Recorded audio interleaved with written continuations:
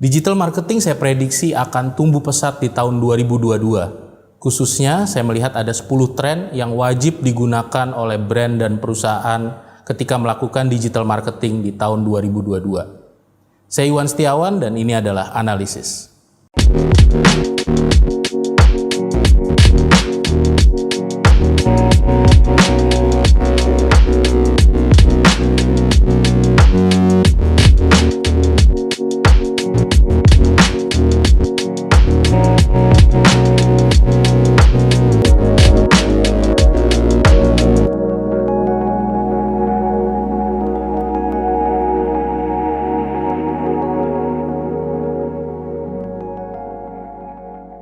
Di episode yang ke-7 ini, saya akan membahas 10 digital marketing trend untuk tahun 2022.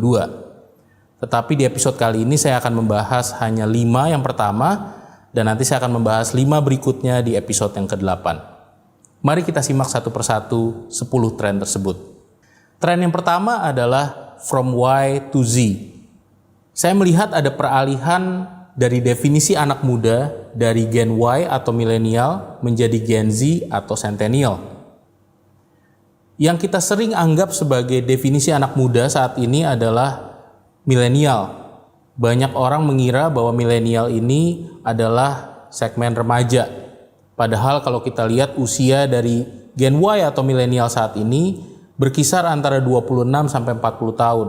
Tentunya mereka masih muda, tetapi tidak muda-muda banget. Kalau kita berbicara tentang segmen anak muda atau remaja, maka sebetulnya kita berbicara tentang segmen Gen Z atau disebut juga sebagai Centennial. Dan ternyata mereka ini sangat berbeda. Sehingga banyak perusahaan salah langkah ketika mereka mendesain strategi anak muda berfokus pada pendekatan karakteristik milenial, tapi ternyata target marketnya adalah Gen Z. Karena ternyata anak muda ini tidak bisa disamaratakan, definisi anak muda Gen Y dan Gen Z sangat berbeda, maka seringkali strategi marketing atau campaign marketing tersebut malah jadi gagal.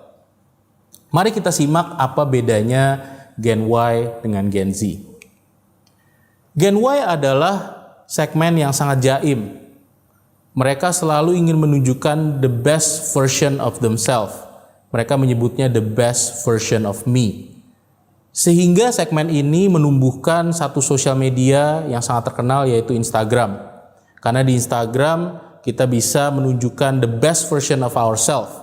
Dan ini adalah persis yang dibutuhkan oleh Gen Y.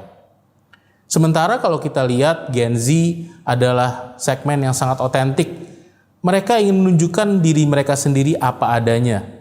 Karena itu segmen ini lebih relate dengan sosial media seperti TikTok yang cenderung lebih raw atau lebih alami dalam menampilkan diri mereka sendiri. Selain itu, Gen Y juga sangat emosional dalam faktor pembeliannya. Mereka seringkali melihat emotional benefit dari sebuah produk ketimbang functional benefitnya. Sedangkan keterbalikannya terjadi di Gen Z, di mana Gen Z lebih fokus pada utilitas atau manfaat dari produk secara fungsional ketimbang manfaat emosionalnya. Kita melihat juga bahwa Gen Y melihat bahwa kesuksesan itu datangnya dari status sosial ekonomi mereka yang terus-menerus meningkat. Ini konsisten dengan perilaku atau pola pikir mereka untuk selalu menunjukkan the best version of themselves. Sedangkan Gen Z karena lebih otentik, maka selalu bilang bahwa kesuksesan itu sama dengan kebahagiaan saya. Dan kebahagiaan saya adalah kalau saya bisa terus berkumpul dengan teman dan keluarga. Sehingga pola pikir antara dua segmen ini sangatlah berbeda. Brand dan perusahaan harus berhati-hati ketika memutuskan ingin mentarget yang mana dan mendesain campaign yang khusus untuk mentarget segmen ini. Kemudian saya ingin beralih kepada tren yang kedua, yaitu tren munculnya short form video atau format video pendek. Kalau kita lihat saat ini attention span dari audience konten marketing itu sangat pendek. Sehingga mereka tidak bisa mengkonsumsi konten yang terlalu panjang. Sehingga muncullah tren yang disebut sebagai short form video. Video-video yang sangat-sangat pendek dan memungkinkan untuk audiens bisa menikmati atau mengkonsumsi konten secara cepat dan ringkas. Biasanya konten tersebut memiliki punchline yang langsung mengena ke hati dari audiens dan langsung memberikan edukasi dan informasi yang langsung tepat sasaran. Format short form ini dimulai trennya oleh social media platform seperti TikTok. Kemudian mulai diadopsi juga oleh Instagram melalui Instagram Reels dan juga diadopsi oleh YouTube melalui YouTube Shorts. Tren ini berkembang sangat pesat sehingga hampir semua social media platform yang kita lihat saat ini memiliki format yang mengakomodasi adanya short form video. Tren ini saya lihat akan semakin berkembang di tahun 2022 dan brand dan perusahaan yang tidak memanfaatkan tren ini akan ketinggalan.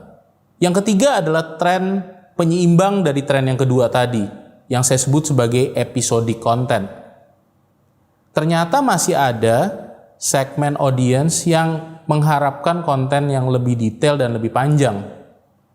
Dan format yang lebih panjang ini akan berevolusi menjadi format yang bentuknya serial atau episodik.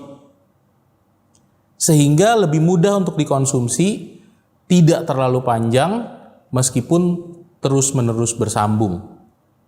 Dan tren ini kembali lagi ke tren yang kita lihat beberapa tahun yang lalu, di mana mulai bermunculan TV series dan TV show yang bentuknya episodik. Dan kita lihat akan banyak mulai bermunculan kembali TV shows atau bentuk-bentuk episodes dari TV series yang akan muncul di tahun 2022. Keunggulan dari adanya episodik konten ini adalah brand memiliki kesempatan untuk bisa lebih menjangkau audiensnya secara lebih panjang dan secara lebih konsisten. Episodic content allow brands longer engagement opportunity. Brand sekarang mampu tidak hanya terburu-buru menggunakan short form video untuk melakukan engagement, tetapi mereka bisa membalance juga dengan video-video yang sifatnya serial. Beberapa format yang muncul dalam bentuk episodic content adalah TV series dan show, seperti yang kita lihat di Ikatan Cinta atau MasterChef. Dan kita melihat juga format tersebut di streaming services seperti Netflix atau WeTV dalam bentuk-bentuk serial seperti Layangan Putus atau Sex Life. Dan kita lihat juga dalam format yang lagi ngetrend saat ini yaitu podcast, seperti Close the Door atau Awal Minggu di Spotify. Ini adalah format-format yang lazim digunakan ketika kita ingin membuat konten-konten yang lebih panjang dalam bentuk serial. Tren yang keempat adalah tren direct to consumer. Pandemi membuat kesempatan untuk brand bisa menjangkau langsung konsumennya secara digital menjadi masuk akal dan real. Pandemi membuat audience dan customer kita semakin melek digital, sehingga memungkinkan untuk brand dan merek memutus jaringan distribusi yang melalui perantara yang biasanya sangat panjang menjadi format direct to consumer, sehingga mereka memiliki akses langsung untuk berjualan kepada target audience mereka. Dan ini harus dimanfaatkan oleh berbagai brand untuk menciptakan pendekatan direct to consumer. Ada 3 format direct to consumer yang akan tumbuh pesat di tahun 2022, yaitu direct selling, pendekatan penjualan langsung dari buyer ke seller, biasanya dilakukan dalam pendekatan tatap muka. Ada juga pendekatan e-commerce, di mana direct to consumer model ini difasilitasi dengan adanya transaksi melalui platform e-shop. Dan ada hybrid antara keduanya yang merupakan social commerce platform. Kita melihat bahwa ada interaksi seringkali antara buyer dan seller secara langsung, tapi kemudian difasilitasi melalui transaksi elektronik. Inilah bentuk-bentuk atau format direct to consumer model yang akan semakin tumbuh pesat di tahun 2022. Tren yang kelima adalah tren shoppable content. Di tren shoppable content ini, kita melihat bahwa banyak merek sekarang memanfaatkan konten marketing mereka untuk langsung berjualan. Kita melihat bahwa customer journey semakin lama semakin pendek Dan ini membuat para audiens enggan untuk berpindah platform ketika mereka ingin membeli sebuah produk yang mereka lihat kontennya di sosial media. Mereka berharap bahwa ketika mereka menyukai sebuah produk yang mereka lihat kontennya di sosial media, mereka langsung bisa membeli produk tersebut. Dan inilah yang disebut sebagai tren shoppable content. Audiens bisa menikmati konten, kemudian lantas langsung membeli produk tersebut tanpa perlu beralih platform.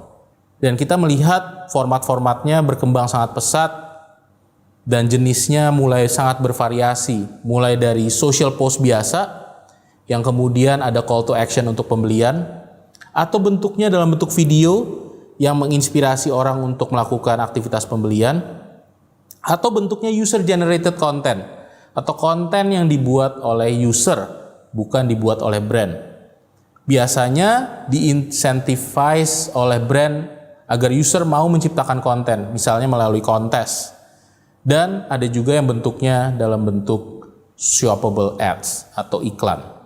Ini adalah 4 bentuk atau format shoppable content yang akan tumbuh pesat dan berkembang di tahun 2022. Seperti apa 5 tren berikutnya?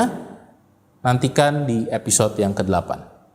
Apabila Anda belajar banyak dari analisis, tolong subscribe, like, dan share konten yang kami create ini. Dan apabila ada pertanyaan yang ingin saya bahas di analisis, silakan tanyakan di kolom komentar.